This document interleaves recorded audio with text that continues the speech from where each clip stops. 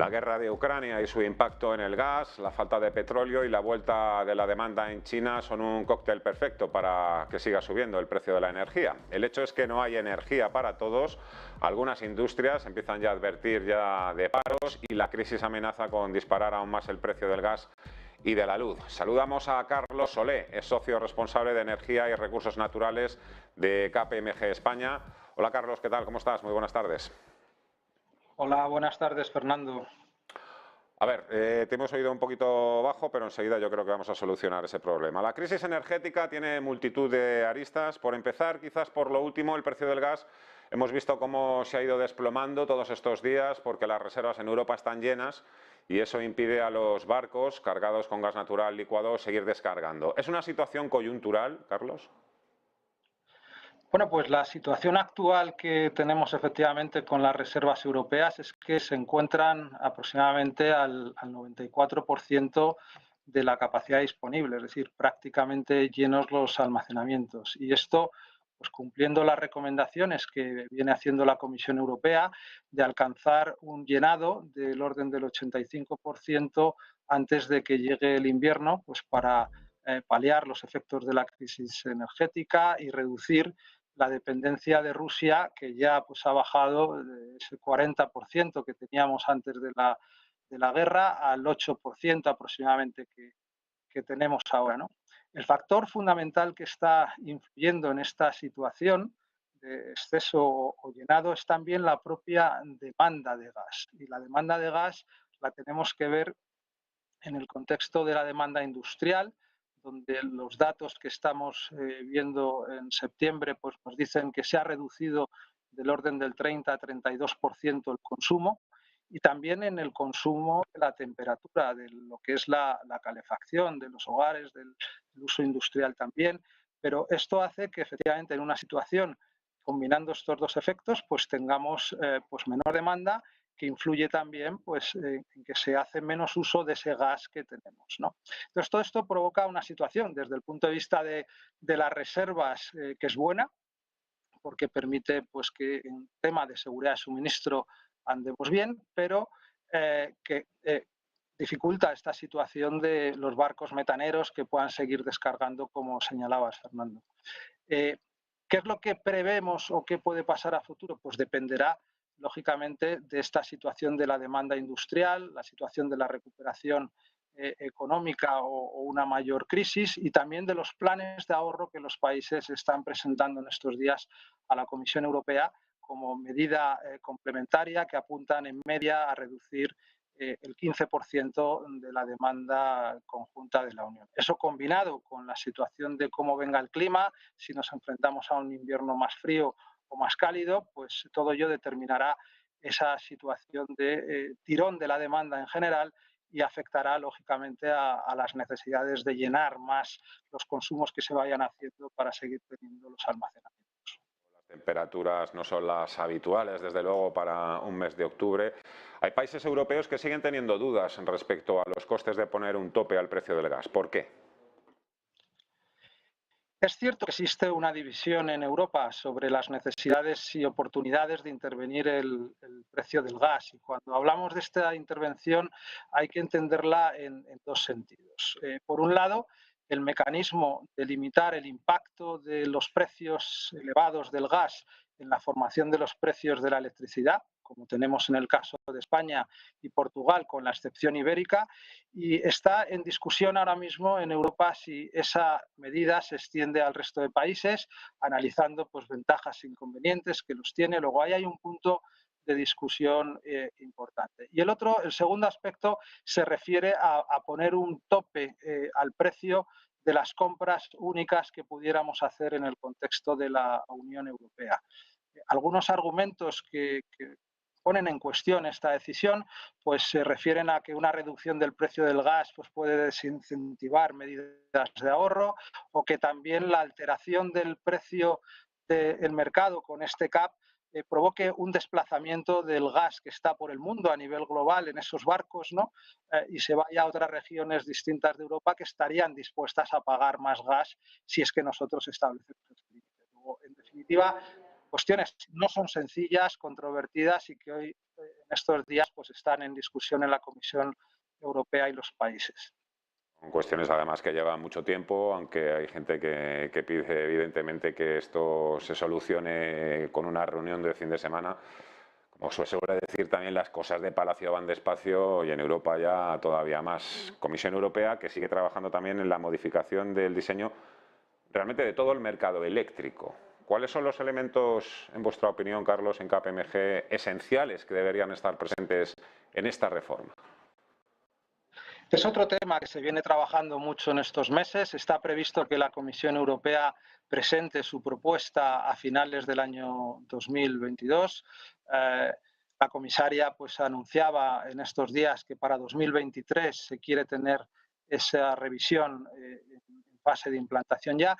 Y yo destacaría 4 puntos principales que, en nuestra opinión, deberían estar presentes. Por un lado, este tema que señalaba antes de revisar en qué medida hay que evitar que el precio del gas se traslade al precio de la electricidad, poniendo estos topes, estableciendo un esquema de límites a la retribución de las tecnologías. Eso es un asunto de debate que, como decía antes, controvertido.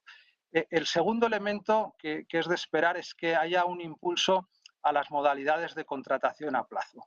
Y el marco de las relaciones contractuales que lleva hacer esa contratación, que no esté mirando exclusivamente lo que pasa en el día a día de los mercados con esta enorme volatilidad, sino que permita que se hagan contrataciones como en cualquier otro producto que vaya más de un año, hablemos de 4, 5, hasta 10 años, ¿no?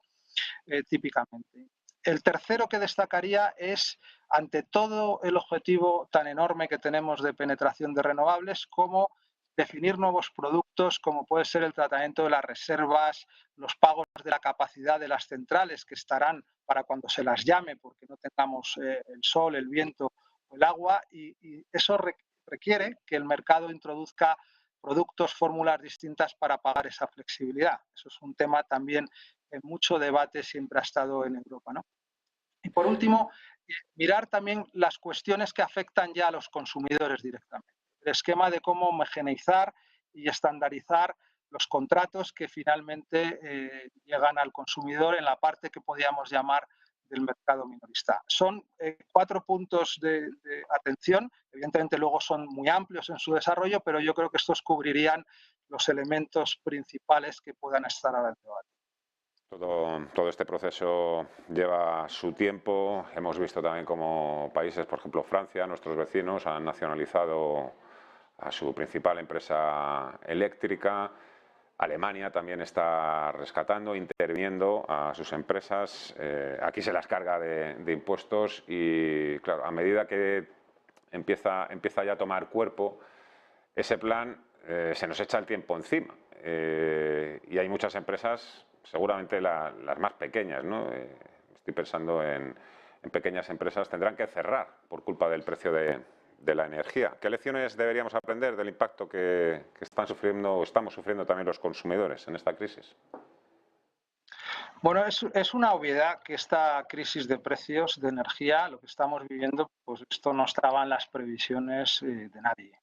Y como tampoco estaba la crisis del COVID, donde el impacto en la economía, en las necesidades energéticas de los ciudadanos, pero también de las empresas y los precios, en ese momento se produjo la situación contraria de lo que tenemos ahora. Es decir, bajos precios del gas y de la electricidad, fundamentalmente porque la demanda cayó derivada de la situación económica.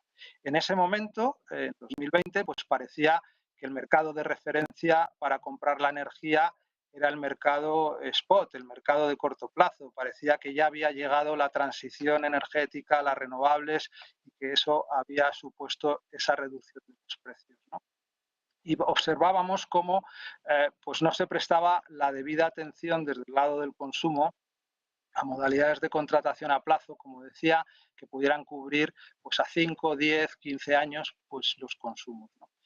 Si juntamos estos dos escenarios, que evidentemente tienen efectos opuestos, como digo, y que han ocurrido en muy poco espacio de tiempo, 2, 3 años, debemos aprender que nos estamos enfrentando desde el lado del consumo a situaciones mucho más volátiles, impredecibles, que nos invitan a repensar las estrategias de gestión de la energía de la compra, desde el lado de la compra, pues como hacemos o como hacen las industrias desde el punto de vista de cualquier aprovisionamiento que tiene, o hacemos los consumidores cuando hablamos de una hipoteca a corto variable, a fijo o cualquier producto financiero, ¿no?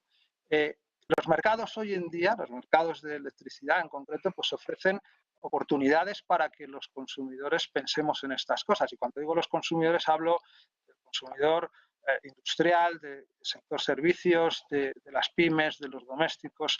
En definitiva, aprender a hacer una gestión de energía mucho más activa, que permita no solo combinar esas compras en diferentes horizontes temporales, sino también aprovechar lo que hoy están ofreciendo los mercados con estos nuevos negocios de la transición energética. Me refiero, por ejemplo, al autoconsumo, a ver si pongo paneles fotovoltaicos en mi industria o en mi vivienda, mi comunidad de propietarios, si empiezo incipientemente a ver el mundo de las baterías, almacenamiento, si una industria toma decisiones de electrificar parte de la cadena de suministro o reducir consumos. O sea, en definitiva, debemos aprender a profundizar en las necesidades que tenemos como consumidores, y aquí hablo tanto doméstico como cualquier otro tipo de consumidor, hasta la gran industria, y aprovechar las diversidades y las distintas oportunidades que se están ofreciendo ya para atender esas necesidades concretas. El problema es el mismo, pero evidentemente la ley no es la misma en cada país, por ejemplo, a la hora de poner esos paneles solares, por ejemplo, en las viviendas. Antes le preguntaba por qué había división de opiniones con el tema de topar el precio del gas. ¿Cree usted que hay también hay más unidad en el campo de la transición energética? Todos nos damos cuenta de que Europa no puede seguir por este camino, pero ¿cree que vamos todos remando en la misma dirección para sustituir ese tipo de energías fósiles por otras renovables o limpias? Sí, nuestra opinión es que es un movimiento que no tiene marcha atrás. Incluso diría que va a ir a más como resultado de la crisis energética global que estamos sufriendo, ¿no? Si lo vemos a nivel, hacer un poco un zoom de qué está ocurriendo a nivel global y en las regiones, en los próximos días se va a celebrar la COP27, la cumbre del clima de la ONU en Egipto, en la que está previsto renovar intenciones y se instará a los países a adoptar compromisos de descarbonización, de adaptación, la financiación, los instrumentos para que esto realmente ocurra y hacer, en definitiva, esos planes reales, desde el punto de vista de que se adopten medidas concretas para su implantación. Si lo vemos en nuestro ámbito europeo, dentro de ese contexto de las cumbres, la Comisión Europea quiere ejercer el liderazgo mundial de que eso ocurra. Es decir, queremos ser los protagonistas de ello. Y acrecentado por la situación de la crisis, pues la Comisión está promoviendo el impulso de los programas de renovables, de la descarbonización, como una de las medidas que las comunicaciones que está emitiendo pues, determina como fundamentales para reducir la dependencia energética que tenemos de Rusia. Luego, Europa liderando el proceso. Y luego a nivel de los Estados miembros, pues también los gobiernos están revisando ya los planes nacionales de energía y clima, que las señales que estamos recibiendo es que son más ambiciosas y si planteaban unos objetivos de renovables, no solo en electricidad, sino también en otros sectores como el gas, con el biogás, el hidrógeno, el biometano, o el sector de hidrocarburos líquidos con los biocombustibles, ahí está previsto que se introduzca más ambición de la que había inicialmente planteada. Luego, en definitiva, como nosotros lo estamos viendo, es que evidentemente habrá matices como en todo, porque son cosas complicadas, pero sí que existe claramente un frente común en esta ruta hacia la descarbonización. Carlos Solé, socio y responsable de Energía y Recursos Naturales de KPMG España. Muchísimas gracias por la entrevista. Un fuerte abrazo y buen fin de semana. Hasta la próxima. Volveremos a hablar. Muchas gracias a vosotros, Fernando.